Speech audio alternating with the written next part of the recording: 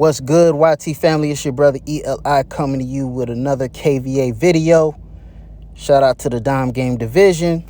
Shout out to my brothers KK, Creative Knowledge, BLAK.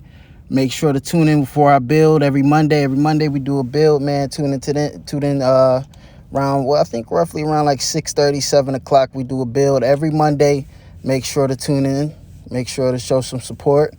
Also, man, if you listening to the video, like, comment, subscribe. Most definitely subscribe. Almost 40 subscriptions, almost to 200, man. So definitely, if you listen to the video, hit that subscribe button, man. I'm definitely trying to make this channel build. Also, like it, most definitely. Like it. YouTube is being real strict on their content right now, so definitely try to get into that algorithm. Get the channel busting, get it growing.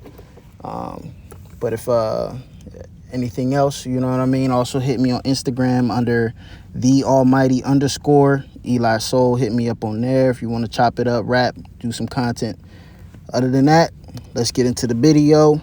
So, why relationships fail in our 20s? Now I've had multiple relationships in my 20s since I believe since out of high school. I've had probably roughly around like two solid relationships, and they were all good, man. They were all good, very, very, very good relationships, very solid women. I've been blessed to be, a good eye when it comes to who I choose to be in the relationships with.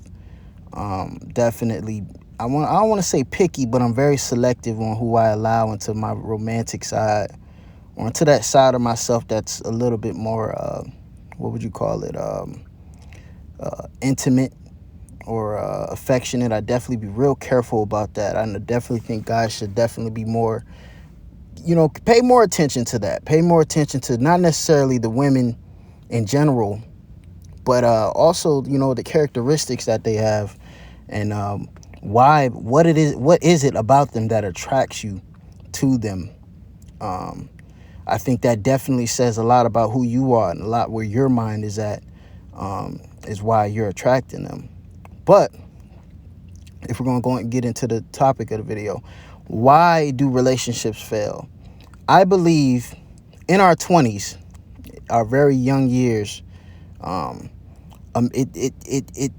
it's very hard for a man in his 20s to really know what it is that it takes for a relationship to really survive.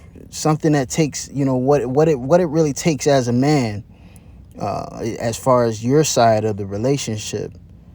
What it really takes for it to what would you say? Not survive, but what would you take for it to flourish, for the relationship to grow?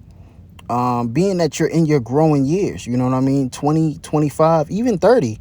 Even 30 are very young years, man, to really still be finding out who you are. And you know what I mean? You're really in the rebuilding stages, and depending on also, your childhood, how you grew up, and the interactions with women, whether it be, girlfriend or crushes, or, even the women in your life, your family, your mother. I definitely think the relationship with your mother definitely dictates the direction on how you're going to interact with women in your love life, for sure. But what I definitely think is, when guys are in relationships in their 20s at a very young age, it's kind of hard for them to even figure out and focus on themselves and see what they really bring to the relationship, and what it is that is needed of them or required of them. What it is that women want or need the most out of a man. And most definitely black women, or black, black people specifically, because a lot of us are growing up in single parent households, and majority of the time it's the father being absent.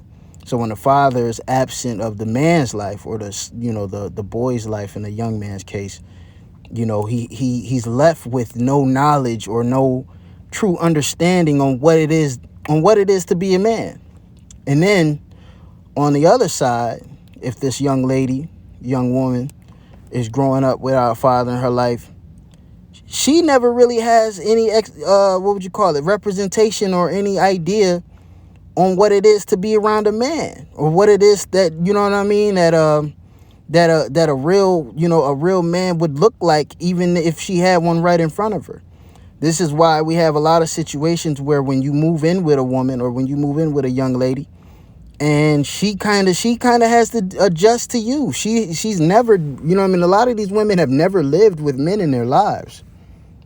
Honestly, they've never lived with men in their lives, and if they did, the man might not have necessarily been a positive figure in her life.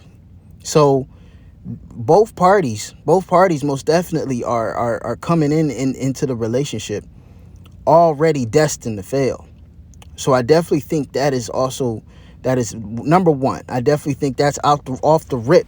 Before anything we speak on anything, I think those things have to be addressed on why our relationships fail, or not necessarily fail, but families aren't being built in a healthy way, whether it be having children without both of the parties both coming to the agreement that a family is what they're trying to build. A lot of times we have a lot of baby mothers and baby fathers, but it's very rare, and in this generation at a young age, where families are being built.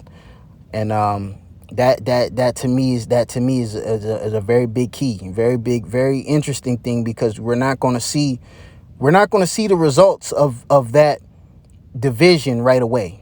We're not going to see the results of that. It's going to be our children that are going to be reaping the benefits, or reaping the consequences, I would say, of that dysfunction. So I definitely think that's number one. Number two, if a man doesn't know, okay, how about this? Let me double back.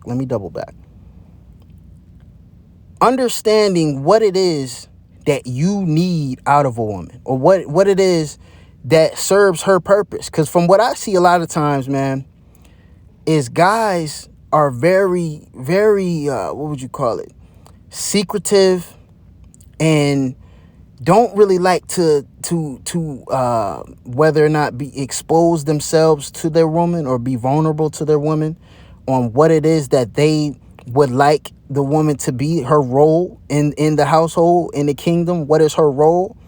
And I see a lot of times that women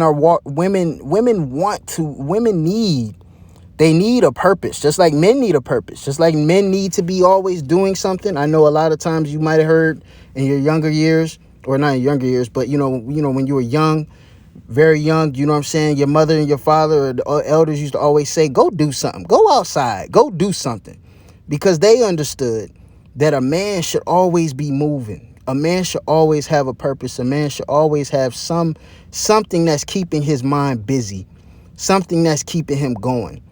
And women need it too. Women need it too, especially in a household where, obviously the basic, cliche things that women have been, I guess, would you say, required from a young, whether it be cooking, cleaning, and stuff like that, managing the household. But other than that, they still need that, they still need more purpose than that, way more purpose than that. And it doesn't necessarily have to be the money. And I know that's where a lot of times women feel like they have to go to, because, what I'm saying, they I guess they're kind of getting bored with the cliche of just being a housewife. But she doesn't necessarily have to automatically go out and build a career for herself, even though that would be great as well. Y'all can also, in a relationship, build a business with each other. And I feel like a lot of times the communication be lost on what the man truly wants, as far as, financially or career wise or business wise or whatever. And he might be confused on what he might want. And then in that same token, he's also keeping her in the dark on what direction we should go. This is why I always say, in relationships, or before I jump into a relationship and I deem a woman to be my girlfriend, or deem a woman to be someone who I plan on being exclusively with, I always make it real. I do this all the time. I make it real big onto giving a woman a task, giving her a job, And that doesn't mean necessarily her working a 9 to 5. It could be something as small as like they say, like, women shit test men. I give her a test as well. It could be something as simple as, let me give an example. Let me think. I have very rough hands. I've always had very rough hands growing up. I played football, basketball, always did a lot of handiwork. And my hands have always been rough. I have always had eczema on my hands, and people have always like made fun of me and, trying to, oh, why are your hands so rough? Why, you need lotion and stuff like that. At first it used to make me very self-conscious, but now I'm doing my hand cream stuff, and I'm, making sure to keep my hands dry, not wetting them as much. So I'm in the process of healing it. But I used to one time I told this girl that I was dealing with for a little while. I told her, I was like, hey, can you look up some hand creams for me? Look up some hand creams. I want to start, getting my hands soft for when I'm working, and I don't like that my hands be rough when I'm dealing with people. Something that's always bothered me all through my childhood. Can you do you mind looking up some hand creams for me? And saying I can take it from there. And if the woman, if the girl that at the time, the girl that I was dealing with, she was like, okay, yeah, I can do it. You know what I mean? 15 minutes later, she sent me a link to an Amazon hand cream, to a Amazon on Amazon, and she was like, oh yeah, so I seen the reviews on and I think that'll be good. It's for men, and it helps men out with their eczema and keeps their hands moisturized and stuff like that. Now she's not understanding. In her mind, she's just thinking that I just asked her for something that, just, in her mind, I can tell in her voice that she was happy to give me good news, or she was happy to complete a task for me. And little does she know that was her test of loyalty. That was truly her test with loyalty, because I believe a man doesn't truly trust a woman until he gives her a task that he wouldn't give anyone else that same task. He wouldn't go to his homie with that task, because that's something that's a little bit more private, right? Because men are just naturally private and secretive. So she's not knowing that this is something that she's that I trusted her with, and that she that for her to complete that task was a big sign of loyalty to the kingdom.